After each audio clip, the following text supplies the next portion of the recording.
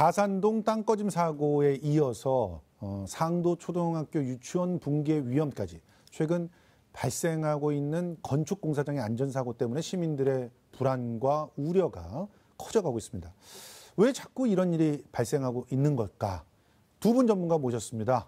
먼저 한국토질 및 기초기술사회 회장이신 윤태국 건설기술교육원 교수 모셨습니다. 안녕하세요. 네, 안녕하십니까. 예. 차광찬 한국건축구조기술사회 이사도 모셨습니다. 안녕하세요. 예, 안녕하십니까. 예.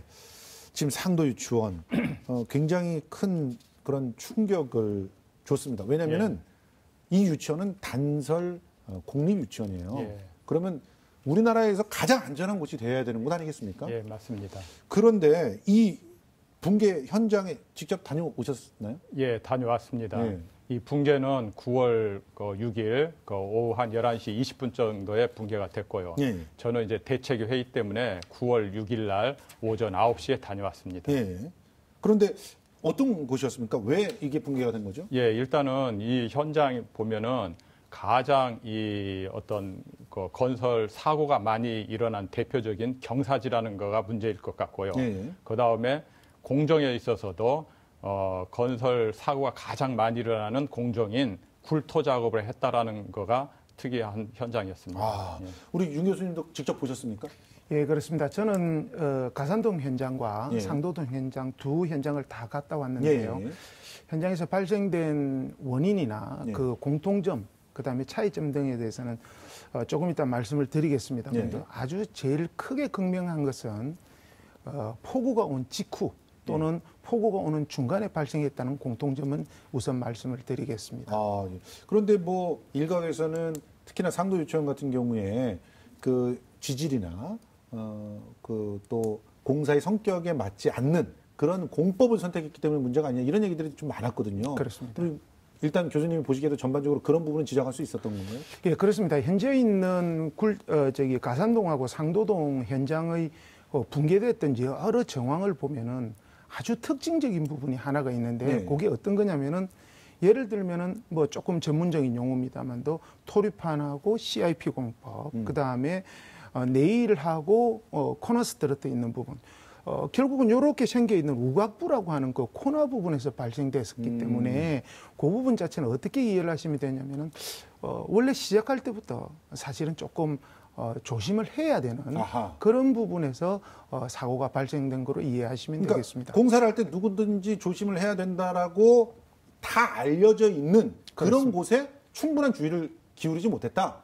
이런 결론들은 낼 수가 있다는 그건 거죠. 얼마든지 가능합니다. 예. 네네. 자, 그런데 이런 부분들이 만약에 윤 교수님 지금 말씀하신 것처럼 있다면 공사장에서 뭔가 좀 책임을 져야 될 부분들이 좀 있는 거 아니겠어요? 그렇습니다. 그런데 뭐 지금 주변을 막 철거하고 이렇게 되면은 증거가 인멸된다 이런 주장도 있는데 어떻게 보십니까?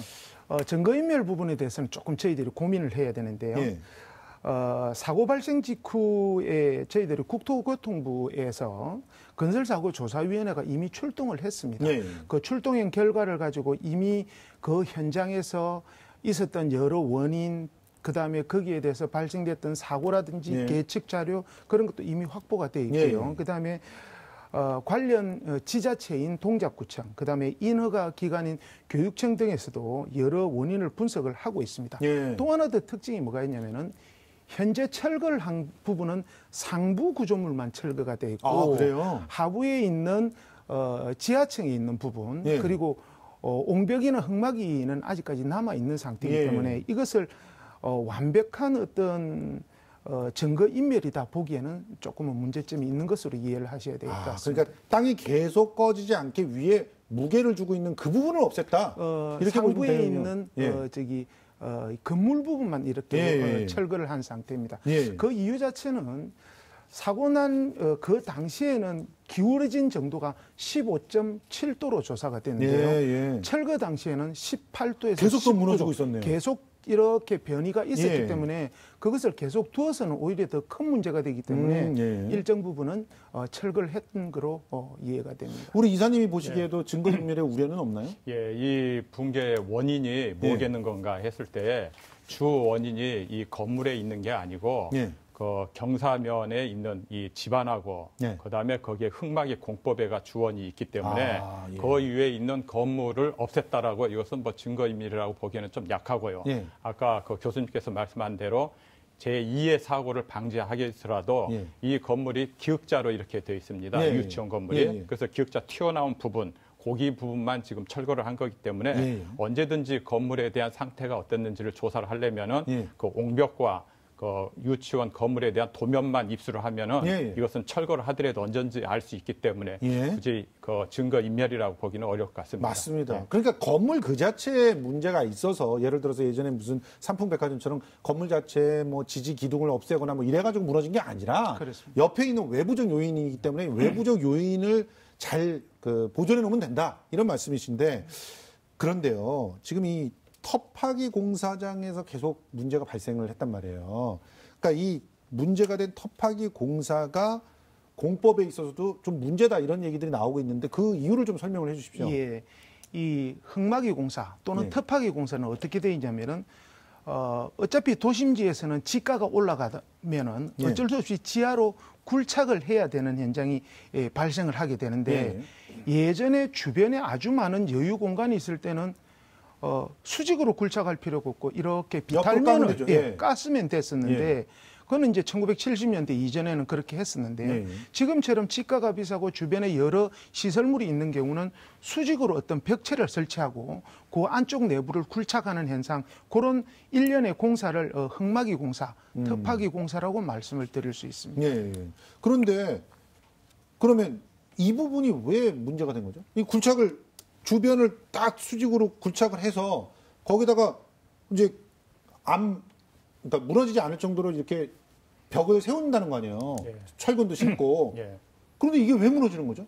예, 일단은 우리 그 교수님께서도 이제 이쪽 분야 더 전문가시니까 예. 잘 아시겠지만은 이것은 이제 집안이 그 아까 깎아내리는 집안이 어떤 집안이냐에 따라서 공법이 정해야 하는데 일부 그 집안 조사가 좀 부실하게 된 부분이 있는 걸로 지금 조사가 됐습니다. 예. 그러다 보니까는 이 흙막이 공법에 지금 적용한 공법이 좀 부적절하지 않은가 한 거가 하나 있고요. 예. 그다음에 경사지다 보니까는 이번에 그 비가 많이 왔지 않습니까? 예. 그러다 보니까 많은 비가 우수가 또 상부에서 들어간 것도 좀 작용을 했을 것 같고, 아하, 예. 그다음에 지금 말씀하신 그 유치원에 그 옆에는 다시 그 콘크리트 옹벽이 있었는데 예. 그 옹벽과 유치원이 또 적재 하중으로 위에서 작용하는 거 이런 것처럼 여러 가지가 종합적으로 해서 이런 붕괴가 일어난 걸로 판단이 됩니다. 아니 그런데 교수님 지금 보세요. 일단 비가 많이 오던 때였기 때문에 그래서 그 비가 들어가면은 땅이 물러질 수 있다는 건 다들 이해는 해요. 그렇습니다. 그런데 그거는 미리 예상을 해야 되잖아요. 그렇습니다.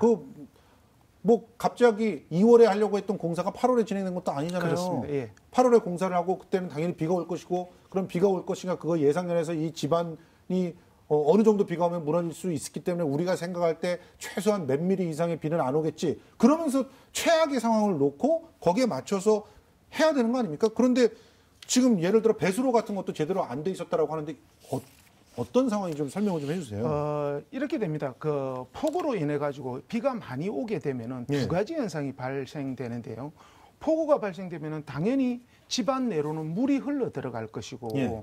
집안 내로 흘러 들어간 물은 두 가지 역할을 합니다. 예. 첫 번째는 뭐가 있냐면은 집안이 원래 가지고 있는 견디는 힘. 예. 그러니까 지지력 자체가 약해지는 부분이 있고요. 예. 또 하나 더 있는 게 뭐가 있냐면은 두 번째는 물이 안으로 들어가면 얘는 수압으로 작용하다 보니까 바깥쪽에서 미는 힘, 그러니까 외력이 더 커지는 효과가 예. 있으니까 굉장히 더 아주 크리티컬한 상태로 가게 예. 되는데 말씀드렸던 바와 같이 일정 규모 이상의 폭우가 오게 되면은 예. 예찰 활동이라든지 안전 점검을 통해 가지고 지하수가 안으로 못 흘러 들어가게끔 배수로를 정비한다든지 예. 우수가 바깥쪽으로 아예 오버플로 할 수 있도록 이렇게 보양을 해야 되는 그런 특징을 네. 가지고 있어야 되는 것으로 이해를 하시면 됩니다. 그런데 그런 조치들을 하지 않은 건가요? 예, 저기 일반적으로는 이제 일반적인 건설 현장에서는요. 예. 그렇게 폭우가 오는 것을 대비해서 그 현장 내에 배수로도 하고 예. 임시적으로 집수정도 하고 해서 한때 모아가지고 예. 그런 사고를 예방을 합니다. 예. 그런데 이 현장 같은 경우에는 지금 경사지가 그 현장 대지 내에 있거든요. 예. 그런데 지금 경사지에서는 아까 말씀드린 대로 위에서 내리는 물이 그 경사지로 들어가서 흙막이를 이러고 밀기 때문에 예. 배수로를 위에다가 해야 효과가 있는 거지 예. 이 내부에다가 그 현장 내에다 하는 것은 별 효과가 없습니다. 예. 그러는데 위에는 지금 남의 땅이거든요. 유치원이고. 그래서 자기 부지가 아니고 남의 땅에다가 이렇게 배수로를 내기는 조금 현실적으로 좀 어려운 부분이 있습니다. 그렇기 아니, 근데 때문에 그런 부분은 예. 서로 협의를 한다면 그런 예. 그 허락들을 예. 공립유치원이니까 예. 해줄 수가 있었지 예, 않았을까요? 맞습니다. 그런 거가 어떤 조율이 조금 안 됐다라는 거가 문제로는 될 수 있고요. 예. 그래서 최소한도로 그런 것을 안 하더라도 위에다가 빗물이 들어가지 않게끔 천막을 씌운다든가 예. 하는 어떤 보양책이라도 좀 했었으면은 낫지 않을까 싶은 아쉬움은 있습니다. 그러면 어떻게 보면 매뉴얼을 제대로 안 지켰다라고 하는 결론을 지금 잠정적으로는 낼 수 있을 것 같은데, 자, 이런 상황에서 지금 야간에 사고가 났기에 망정이지 지금 주간에 공부하고 있거나 이럴 때 사고 났으면 큰일 날 상황이었단 말이에요. 그런데 그 말씀하신 대로 여러 가지 것들을 하지 않았기 때문에 붕괴가 이미 시작이 된 건데 추가 붕괴 같은 우려는 없는 상황으로 조사가 된 건가요? 예, 지금 그 사회자님께서도 이 건설 어떤 사고가 났는데 네. 인명 피해가 없어서 다행이라고 지금 말씀을 하셨는데 네. 건설인의 한 명으로서 이렇게 천만 다행으로 인명 피해가 없었다라는 걸 다행이라고 해야 할지 그런 면에서는 참 안타까운 심정입니다. 예. 그렇지만은 어떻거나 이게 현재로서는 제2의 어떤 사고를 막고 또 추가적인 막기 위해서는 급히 어떤 정밀안전 진단을 해서 예. 여기에 맞는 조치를 취하는 거가 가장 지금 급선무라고 생각이 됩니다. 지금 그럼 정밀 안전 진단은 돼 있는 상태인가요? 지금 진행 중인데 지금 그것을 협의하고 구성을 하고 있는 상태입니다. 그래서 아직 진행은 안 됐습니다. 지금 보면 이제 이 얘기를 갖다 좀 해야 될 것 같은데 사전에 징후들이 있었단 말이에요. 그 그렇습니다. 징후들 우리 이사님도 거기서 조사를 해 보셨으니까 지금 보면은 기본적으로 이상 징후들이 어떤 징후들이 생기고 주민들이 보면서 예. 그것을 어떻게 대처를 해야 될지 예. 좀 말씀을 해주세요. 예, 일단 어떤 모든 사고가 나게 되면 사전에 징후가 있는 것은 일반적입니다. 예. 그러는데 크게 두 가지 측면으로 한번 보겠습니다. 첫 번째로는 그 현장의 내 쪽에서도 어떤 징후가 나타납니다. 건물 내부 쪽에서요. 내부 쪽에서는 대표적인 거가 흙막이 아까 있는 거가 어떤 변형이 온다든가 거기는 다 계측을 해놓기 때문에 계측의 수치가 갑자기 변한다든가 또는 흙막이 뒤쪽에서부터 흙이 이렇게 유실돼갖고 빠져나온다든가 또는 어떤 지하 수위가 그전에보다 상당히 많이 나온다든가 이런 것을 이상 징후라고 볼 수가 있습니다. 또 두 번째로 반대로는 이 현장 바깥에 이게 이제 주민들이 사는 곳이죠. 그쪽에서는 급격하게 어떤 균열이 생긴다든가 건물에 또는 집안이 꺼진다든가 치마가 생긴다든가 또는 그 건물에 어떤 영향을 미치면 뚝뚝 하는 어떤 이상한 소리가 들릴 것입니다. 이런 어떤 이상 징후들이 밖에서는 나타나는데 그 상황이 나타났을 때는 반드시 어떤 전문가나 관계기관에 급히 어떤 신고할 수 있는 그런 어떤 안전에 대한 신고 정신이 좀 필요하다고 생각이 됩니다. 아니 그런데 주변 분들이 인지를 하셨어요. 그 소리가 났다라는 그런 증언들도 있었고 또 균열이 생겼다라고 하는 그런 증언도 있었고 그것 때문에 뭐 이미 6개월 전에 사고 나기 6개월 전에 전체 안전을 갖다가 좀 그 감리를 해달라고 해서 거기에 대해서 보고서가 올라가기도 했잖아요. 그렇습니다. 그런데 공공기관들이 다 지금 뭐 제대로 일을 못한 거 아닙니까? 그럼 뭐 지금 어떻게 해야 될까요? 예, 여기서 이제 고민을 해야 될 사항이 어떤 이런 사고가 발생했을 때 무분별하게 너가 공무원들 참 일 잘 못했구나, 너가 이게 문제가 있구나라고 이렇게 해버리면 사실은 적절한 대안이라든지 향후의 발전 방향이 나오지가 않습니다. 근데 어떤 발전 방향을 세우기 위해서는 현재 어떤 상황인가를 정확하게 판단하는 것이 중요한데요. 현재 있는 상부에 있는 유치원 건물 같은 경우는 인허가 기관이 교육청에서 인허가를 해주고 하부에 있는 주택 쪽 부분은 이제 시군구에서 하는데 위치가 현재는 동작구청에 해당이 됩니다. 그런데 이 인허가 담당하는 공무원들의 특징이 뭐가 있냐면 두 가지가 있는데요. 하나는 뭐가 있냐면은 담당해야 될 업무에 비해서 너무 많은 업무 로드가 걸리는 건 사실입니다. 두 번째는 뭐가 있냐면 업무 로드가 걸리는 것만큼 또 청탁 등의 우려가 있기 때문에 보직 자체를 계속 순환 보직을 시키게 됩니다. 그러다 보니까 어떻게 되냐면은 내가 알고 있는 전문 지식을 차곡차곡 쌓기도 전에 다른 데로 보직 이동이 된다든지 아니면은 조금은 전문성이 없는 공직에 계신 분들이 오는 그런 특징이 있습니다. 그렇군요. 그래서 이렇게 이제 상대적으로 인허가 하는 분들이 전문성이 결여되면은 이렇게밖에 못합니다. 아, 나는 법이나 제도나 규칙에 있는 대로 질문이 들어오면은 아니면 민원이 들어오면 거기에 있어서 그냥 기계적으로 있는 룰대로 그대로 답을 하게끔 됩니다. 그래서 현재에서는 가장 중요한 부분이 뭐가 있냐면은 적절한 예산도 확보가 돼야 되고 적절한 인력도 확보돼야 될 뿐만 아니라 제일 중요한 게 여기 있는 인허가 담당 공무원이 제대로 판단할 수 있는 교육도 또한 따라와야 되고요. 예. 이런 공무원분들이 모든 것을 다 수용할 수는 없습니다. 그렇게 했을 때는 기술사라든지 전문 기술자들을 활용할 수 있도록 사고가 나기 이전부터 적절한 인력 풀을 이용한다면 보다 신속하고 정확한 사고 대처를 할 수 있는 특징이 있습니다. 아니 그러면 이사님 뭔가 지금 교수님 말씀을 듣다 보면 답답한 게 뭐 예산도 부족하고 인력도 부족하고 순환 보직 자체도 문제고 그럼 이런 부분들을 갖다 좀 제대로 보완할 수 있는 어떤 법이 필요한다든가 예산의 배정이 필요하다든가 이런 거 아닌가요? 예, 지금 언뜻 교수님도 말씀하셨는데요.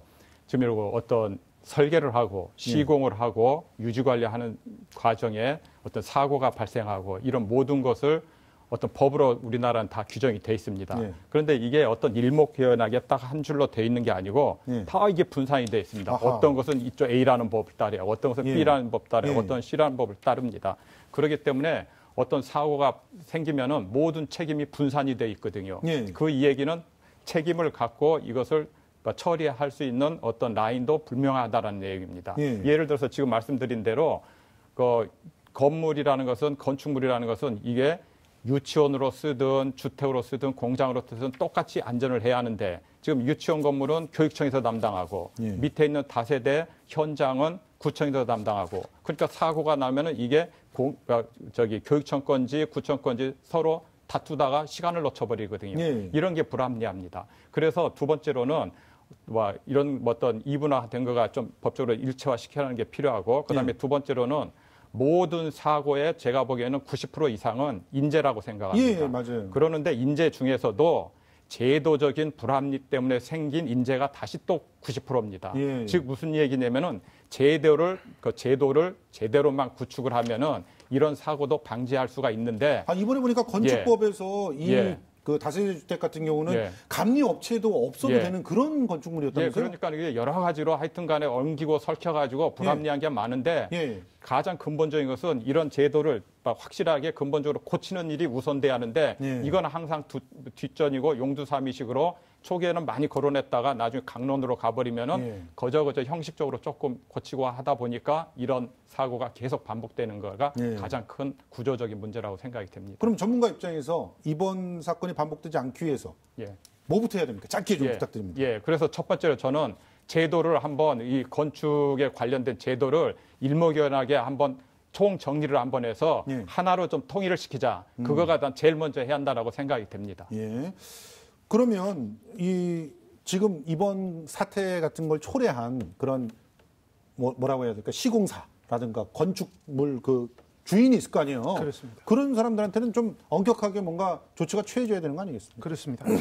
현재 있는 건축물을 짓게 되면은 제일 이제 소위 말하는 시행사라고 하는 이 건물을 지으려고 하는 부분에 있는 분들이 있는데 그 부분에 대해서는 건축주나 시행사에 책임을 묻는 조항은 있습니다만도 이거 자체를 정확하게 이 사람들이 잘못했다라고 하기에는 또 여러 가지 얽힌 부분이 많이 있게끔 되어 있습니다. 그래서 이렇게 있는 확실하게 어떤 사고가 발생됐을 때는 어디에서 어디까지는 누구의 책임이고 어디에서 어디까지는 누가 책임을 지고 보상을 해야 된다는 그 규정에 대한 정비, 그다음에 법적인 제도에 대한 정비 부분도 확실하게 해야 될 거고요.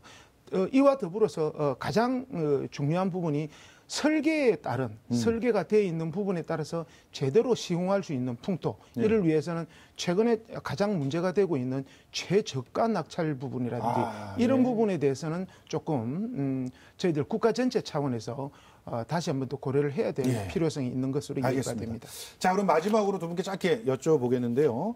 자, 이런 상도 유치원과 같은 사태가 벌어지지 않기 위해서 우리가 지금 당장 시급히 먼저 해야 될 것, 그러니까 천천히 장기적으로 해야 될 건 아니고 지금 당장 해야 될 건 뭘까요? 먼저 조사부터 해야 되나요? 예, 일단은 이 현장 같은 경우는 그 원인 파악을 제대로 예. 하는 거가 제일 필요합니다. 예. 그래서 어떤 정밀한 진단이 제일 먼저 들어가줘야 하고요. 예. 그다음에 두 번째로는 그 아까 말씀드린 제2의 어떤 그 사고가 발생하지 않게끔 예. 그 보강 조치를 해야 하는데 예. 전반적으로 제일 저는 조금 그 우선으로 해야 할 거가 어떤 책임자가 담당자가 그 기술자든 그 사람이 권한도 갖고 예. 책임도 확실하게 갖고 일할 예. 수 있는 풍토가 됐으면 좋을 것 같습니다. 알겠습니다. 네. 지금 발생했던 이 집안 치마 사건은 2018년 4월에 있었던 2014년 8월에 있었던 저희들 석촌 지하차도 집안 치마 사건 이후에 국민들 사이에서 많이 회자되고 있는 싱크홀이라고 하는 단어가 굉장히 연관이 되어 있습니다. 그런데 이게 이 집안 치마가 발생되는 것은 크게 두 가지인데요. 인접 굴착 현장이 있는 예. 그게 아니면은 상수도 하수도와 같이 매설물이 되어 있는 그런 부분인데 여기에 대해서는 저희들 국토부 건설안전과를 중심으로 해가지고 2018년 1월 1일부터 지하 안전관리에 관한 특별법이 시행이 되고 예. 있습니다. 이를 통해 가지고 체계적이고 과학적으로 예방만 한다면은 예. 국민들이 불안감 해소하는데 큰 도움이 될 것으로 판단하고 있습니다. 알겠습니다. 지금까지 윤태국 건설기술교육원 교수 그리고 차광찬 한국건축구조기술사회 이사와 함께 이런 집안 치마 사고에 대해서 이야기 나눠봤습니다. 두 분 오늘 시간 내주셔서 정말 고맙습니다. 예, 고맙습니다. 고맙습니다.